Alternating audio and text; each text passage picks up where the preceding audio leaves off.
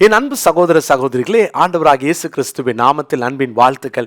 Wings of victory charitable trust மூலமாக நீங்கள் அறிந்திருக்கிறீங்க, நிறைய இலவச உதவிகளை செய்து கொண்டிருக்கிறோம். குறிப்பாக டயாலிசிஸ் சென்டர், ஆம்புலன்ஸ் சர்வீஸ்.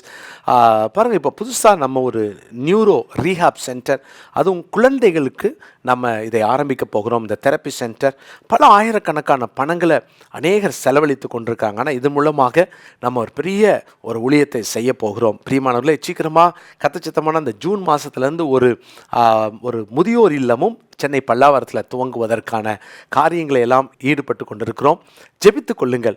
ஒவ்வொரு மாதமும் இதற்கு கிட்டத்தட்ட 3 to 3.5 லட்சம் ரூபாய் எப்படியும் செலவாகிறது. எனவே நாங்கள் ஜெபத்தோடு திட்டமிட்டோம். ஒவ்வொருவருக்கும், அதாவது கடை வச்சுருக்கிறாங்க அல்லது அவங்க பிஸ்னஸ் சென்டர் நிறைய ஆட்கள் வந்துட்டு போகிறாங்க அப்படின்னா, நம்ம ஏன் ஒரு உண்டியல் வைக்கக்கூடாது? நம்முடைய திட்டங்களை அதில் போட்டு நம்ம ஏன் ஒரு உண்டியல் வைக்கக்கூடாதுன்னு சொல்லி நாங்கள் பிளான் பண்ணோம், ஜெபம் பண்ணோம். இதை நான் உங்களுக்கு அறிவிக்கிறேன். உங்களுக்கு நீங்களே கடை வச்சுருந்தாலும் சரி, அல்லது உங்களுக்கு தெரிந்தவங்க யாராவது கடை வச்சுருந்தாலும் என்ன செய்கிறோம் அப்படின்றத நீங்கள் சொல்லுங்கள். நம்முடைய சார்பில் நீங்கள் சொல்லுங்கள், நீங்கள் பேசுங்க. உங்களுக்கு தெரிந்த பெரிய கடைகள் இருந்தால், சூப்பர் மார்க்கெட்ஸ் இருந்தால் நீங்கள் அதை போய் அவங்ககிட்ட கேளுங்க. நாம் தேவ பயத்தோடு இந்த காரியங்களை நேர்த்தியாய் ஒழுங்கும் கிரமமாக நம்ம செய்து கொண்டிருக்கிறோம். பிரியமானவர்களே, இந்த உண்டியல் உங்களுக்கு தேவைப்பட்டாலும் கீழே காண்கிற ஃபோன் நம்பர் மூலமாக எங்களோடு தொடர்பு கொள்ளலாம். உங்களுக்கும் நாங்கள் அனுப்பி வைக்கிறோம். நீங்கள் தொடர்ந்து எங்களுக்காக ஜெபியுங்க. நம்ம இணைந்து தேவனுடைய ராஜ்யத்தை கட்டுவோம், தேவனை மகிமைப்படுத்துவோம். கர்த்தர் உங்களை ஆசீர்வதிப்பாராக. நன்றி.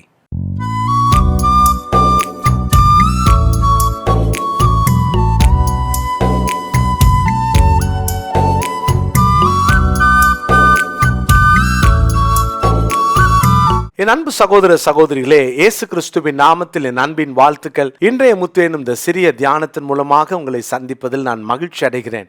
அருமையான தேவனுடைய பிள்ளைகளே, ஆண்டவர் இந்த நாளிலும் கூட நம்முடைய வாழ்க்கையில் தாழ்மை எதிர்பார்க்குறார். நேற்று நான் சொன்னேன், எவ்வளவு நம்ம தாழ்த்தணும் இல்லையா?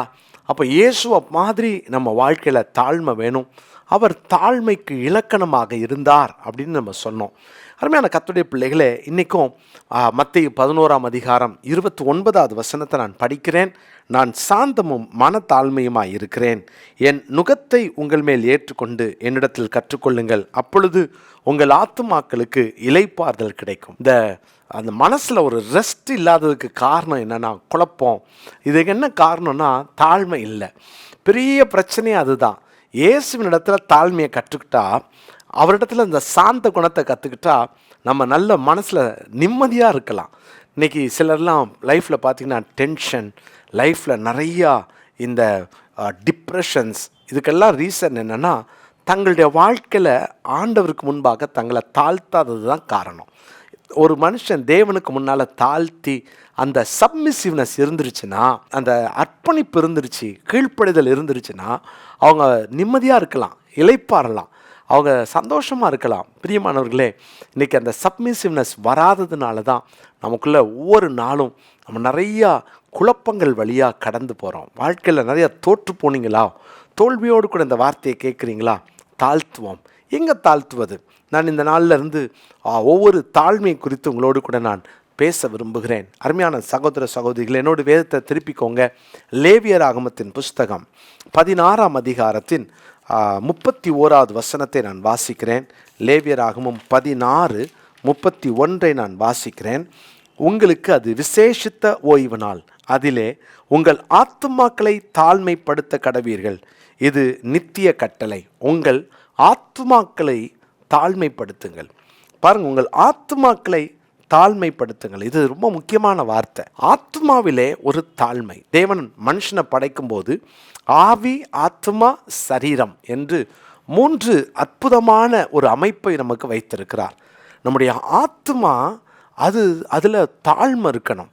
அப்போது வெளியில் தாழ்மையாக நடக்கிறத போல பாசாங்கு செய்யலாம். ஆனால் ஆத்மாவில் ஒரு தாழ்மை யாருக்கெல்லாம் இருக்குதோ அவங்கள ஆண்டவர் பார்க்கிறார்.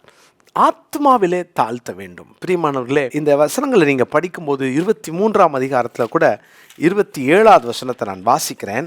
23:27 அந்த 7ஆம் மாதம் 10ஆம் தேதி உங்களுக்கு பாவ நிவர்த்தி செய்யும் நாளும் சபை கூடும் பரிசுத்த நாளுமாய் இருப்பதாக. பாவ நிவர்த்தி செய்யும் நாளும், அப்புறம் பாருங்களேன், அடுத்த பகுதி, அப்பொழுது நீங்கள் உங்கள் ஆத்துமாக்களை தாழ்மைப்படுத்தி கர்த்தருக்கு தகன பலி செலுத்த கடவீர்கள். உங்கள் ஆத்துமாக்களை தாழ்மைப்படுத்தி, அப்போ பாவ நிவிர்த்தி செய்கிற நேரம் ஆத்துமாக்களை தாழ்மைப்படுத்தணும். என் ஆத்துமாவை தேவ சமூகத்தில் தாழ்த்தணும். தேவனுக்கு முன்பாக, ஆண்டவரே ஆண்டவரே என்னுடைய வாழ்க்கையில் என் ஆத்துமா செத்து போன ஒரு நிலைமையில் இருக்குது, ஆவிக்குரிய அந்த அனுபவங்கள், ஆவிக்குரிய அந்த உன்னத உறவுகளை நான் இழந்துட்டதை உணர்றேன், நான் பாவம் செய்து எனக்கும் உமக்கும் நடுவில் நான் பிரிவினையை ஏற்படுவதற்கு நான் காரணமாக இருந்துட்டேன் அப்படின்னு யாரெல்லாம் ஆத்மாக்களை தாழ்த்துறாங்களோ, தங்கள் ஆத்மாவை தாழ்த்துகிறார்களோ, அவர்கள் அந்த பாவ குற்ற மனசாட்சியிலிருந்து விடுதலை பெறுவார்கள். தேவனுடைய பிள்ளைகளே, ஒரு மனுஷன் இயேசுவை ஏற்றுக்கொள்ளும் பொழுது அவன் ஆத்மாவில் தன்னை தாழ்த்த வேண்டும்.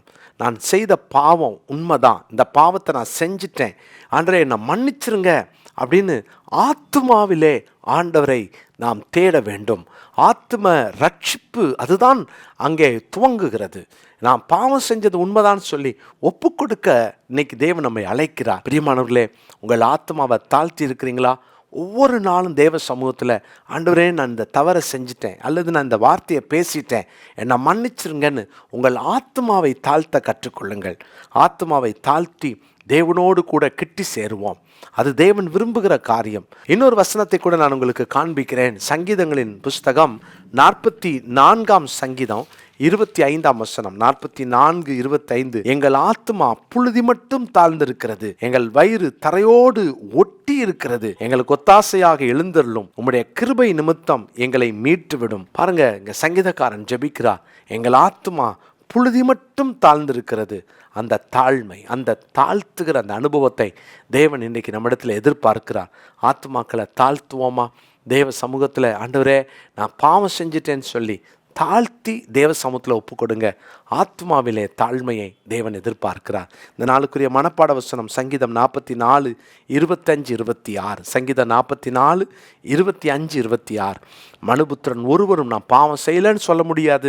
நான்லாம் பாவமாக செஞ்சுருக்கேன், அவங்கள விட நான் கம்மியாக தான் செஞ்சுருக்கேன்னு சொன்னால் என் ஆத்மாவை தாழ்த்தலைன்னு அர்த்தம். நான் செஞ்ச பாவத்தை நியாயப்படுத்தினா என் ஆத்மாவை தாழ்த்தலைன்னு அர்த்தம்.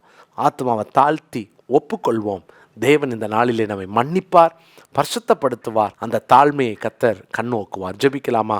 நல்ல தகப்பனே, எங்கள் ஆத்துமாக்களை தாழ்த்தி உம்மிடத்தில் பாவ மன்னிப்பை, பாவ நிவிர்த்தியை பெற்றுக்கொள்ள உதவி செய்யும். ஆண்டவரே, இதுவரைக்கும் ஆண்டவரே ஒருவேளை எங்கள் பாவத்தை நியாயப்படுத்தி இருந்தா, அல்லது பிறரோடு ஒப்பிட்டு பார்த்து எங்களுக்கு நாங்கள் திருப்தியை தேடி இருந்தா எங்களை மன்னியும். ஆத்மாவை தாழ்த்தி பாவ நிவர்த்தியை, பாவ மன்னிப்பை, பாவ மன்னிப்பின் நிச்சயத்தை பெற்றுக்கொள்ள இந்த நாளில் இந்த வார்த்தை கேட்கிற ஒவ்வொருவருக்கும் அனுக்கிரகம் செய்யும். இயேசுவின் மூலம் ஜெபிக்கிறோம் பிதாவே, ஆமென்.